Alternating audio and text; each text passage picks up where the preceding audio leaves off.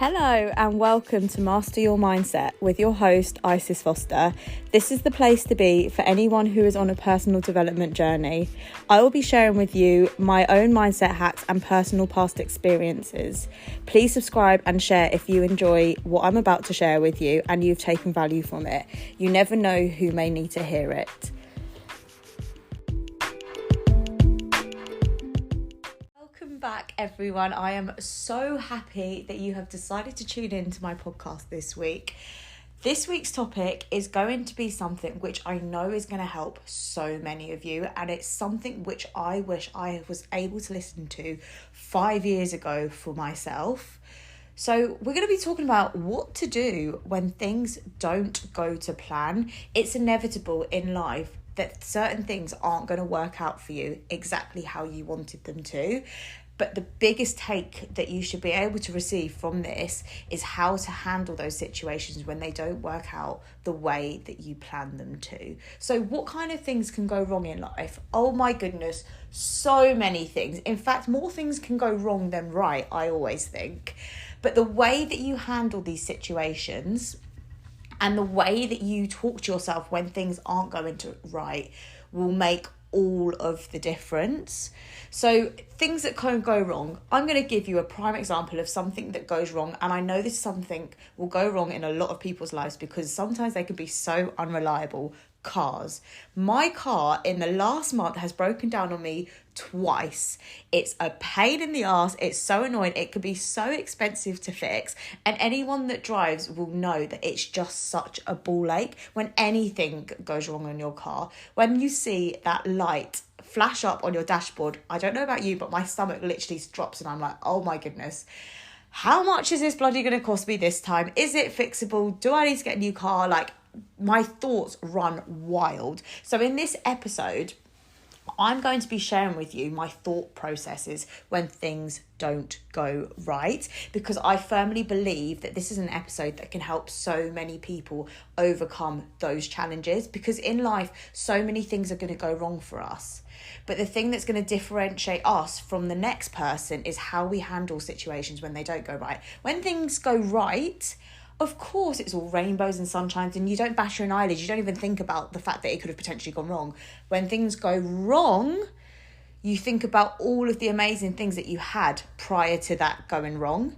So I know for me personally, when my car broke, I was like, oh my goodness, like I've taken it for granted so much, being able to like drive to work, drive to see my friends, drive to the shops. So many different things that you use a vehicle for. In that moment, everything came crashing down and I was so gutted.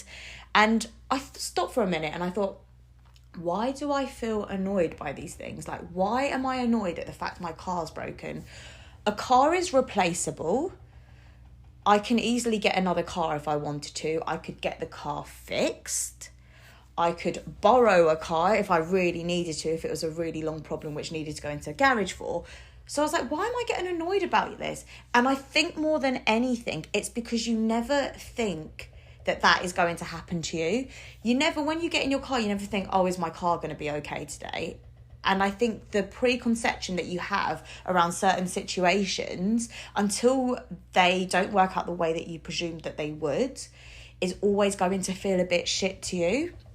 So it's also a really big test on how you deal mentally with situations when things don't go right. And I always think whenever I'm being served a situation which hasn't gone to plan, this is the universe's way of testing me to say, how badly do you want this? How much can you use your past experiences to overcome the situation that you're in now? How strong are you? Can you get over the situation? So I always see it as a challenge, but a positive challenge. So the moment that you flip the psychology, that when you're served shit situations, it's not being put to you to annoy you. It's actually put to you to test you, to see how much you want something and how well you can deal with situations. Because if we all led a life where nothing ever went wrong, we would never grow, we'd never become stronger, we'd never learn anything, we'd never have hard experiences which we could share with other people.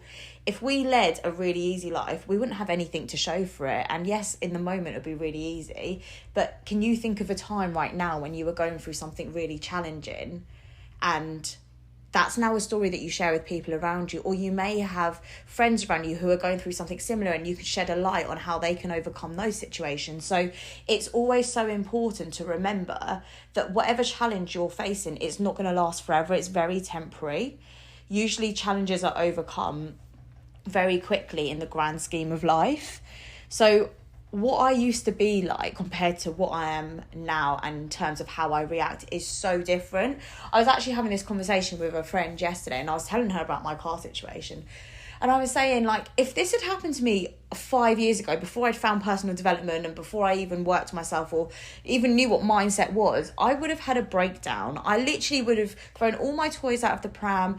I would have probably called everyone in my contact list who didn't really care and probably didn't actually need to know in that moment of time, would have been crying to them, would have just been an absolute mess. Fast forward 5 years to where I am now, my car's actually broken. I keep referring to my car because I think it's a prime example. Most people have a car, and we all know how unreliable any sort of materialistic thing can be. So fast forward 5 years to where I am now, and I'm just in a completely different mindset. The first thing I did was get onto my breakdown insurance. I didn't even hesitate to do that because I was like, I just want to know what the problem is. Once I know what the cause of the problem is, I can deal with recovering it. I can deal with the outcome of either buying a new car or borrowing a car or taking it to a garage and just getting it quickly fixed. But until you know what the actual problem is, it's very hard to deal with the outcome and come up with a plan of action, because ultimately, I don't know about you, but for me personally, when there's a problem, I just want it to be over with ASAP. And sitting there dwelling on what's currently happening, telling everyone about the problem, crying and just being in your feels about it is good for about 5 minutes. But then after that, you need to pick yourself up, brush yourself off and deal with it.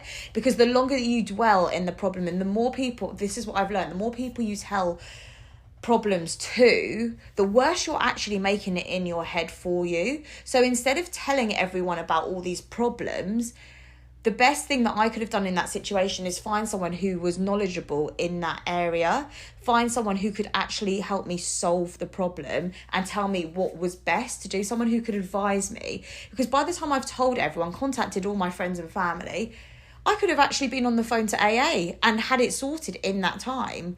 So just being wary about how you're spending your time as soon as a problem is delivered to you.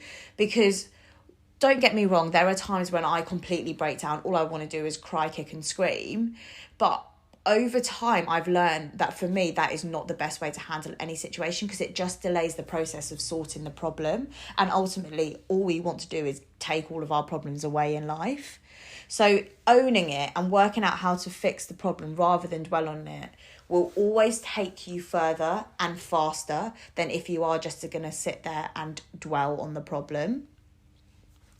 So you need to think about logical recovery steps.